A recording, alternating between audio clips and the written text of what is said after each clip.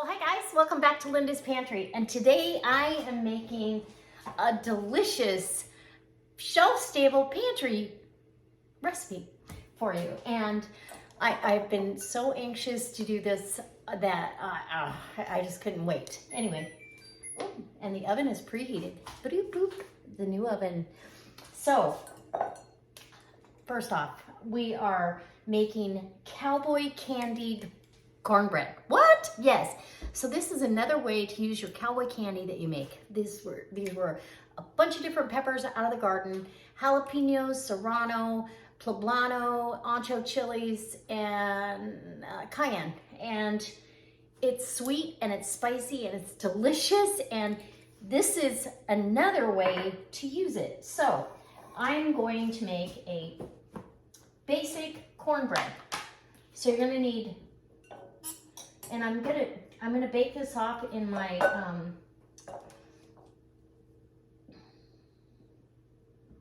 cast iron pie plate, like I always do. And so we'll do 2 cups of flour to 1 cup of cornmeal. And I was looking at my cornmeal going, you know, I need some more cornmeal. So we'll go ahead and just use the same measuring cup. You know, it lives in the, and these, I store all this stuff in my Tupperware Modular Mates. My Tupperware website is down below if you care to purchase some really nice stackable organizers that keep your stuff airtight, watertight, blah, blah, blah. Anyway, that goes back in there, and lid back on, and this over here. And I put the lid where the lip's in the front so it's easy to grab. But as you can see, you can stack these like that and like that, however you want. Of course, the lid's not on that one.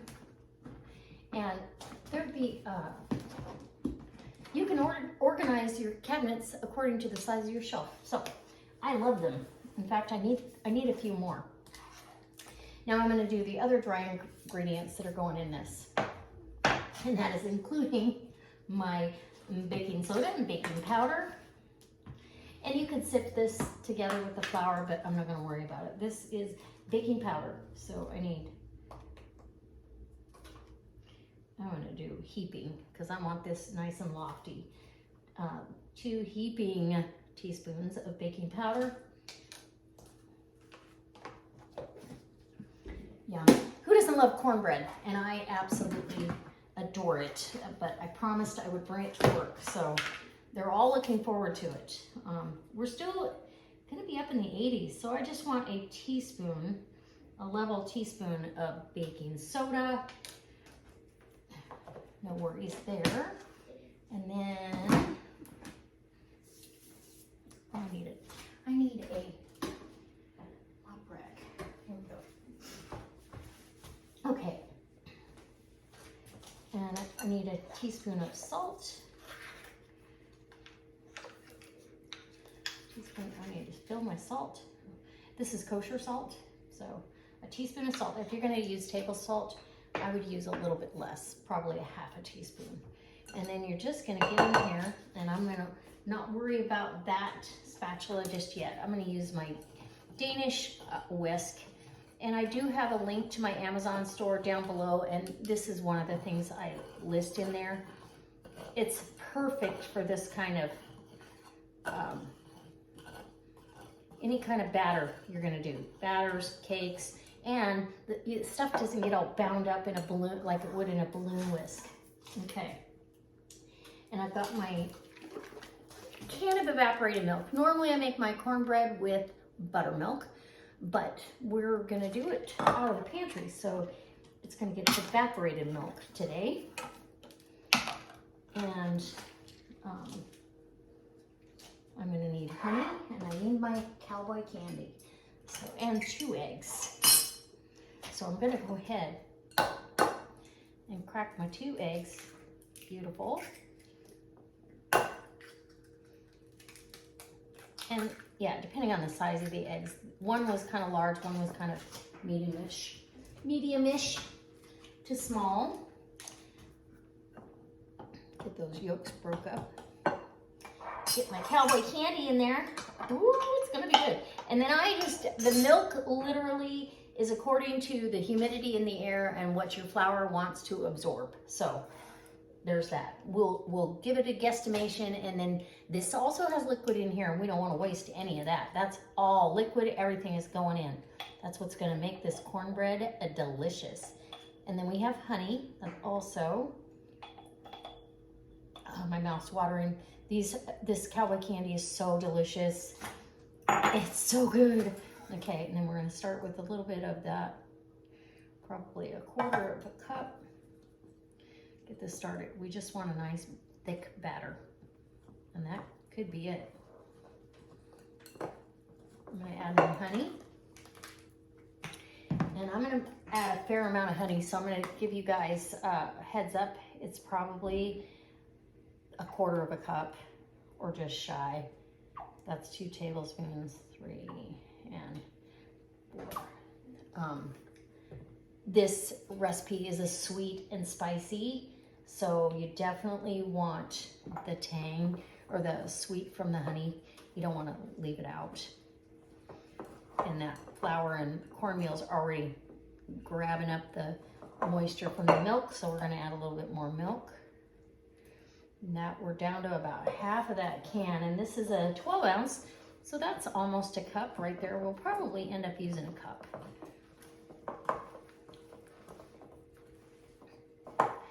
And I've got my cast iron over there. I've got it, oh, I need a little bit more moist, so, but I'm gonna tell you it's a cup. And let this kind of hydrate the batter, get hydrated. I'm gonna preheat that cast iron on the stove. So I've got bacon grease in there.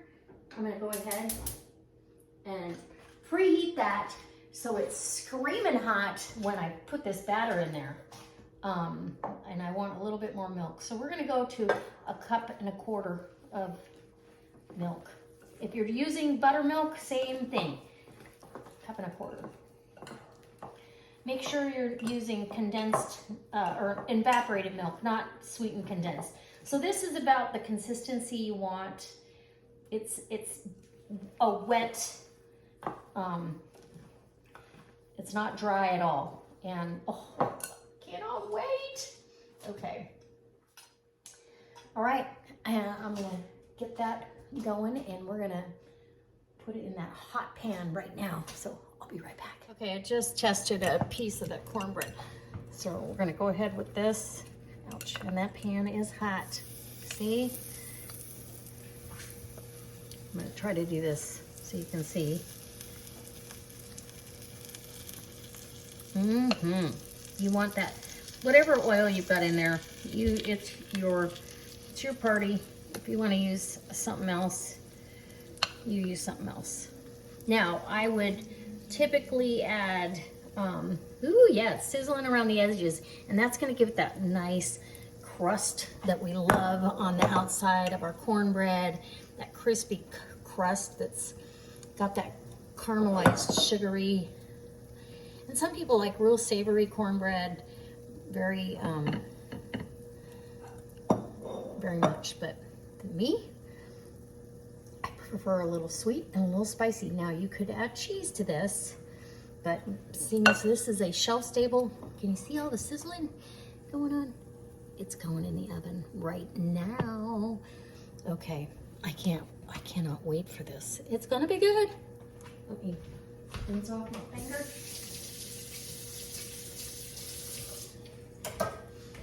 And because it's, I know this measurement of flour and cornmeal and all that, I know that it works perfectly for this pan.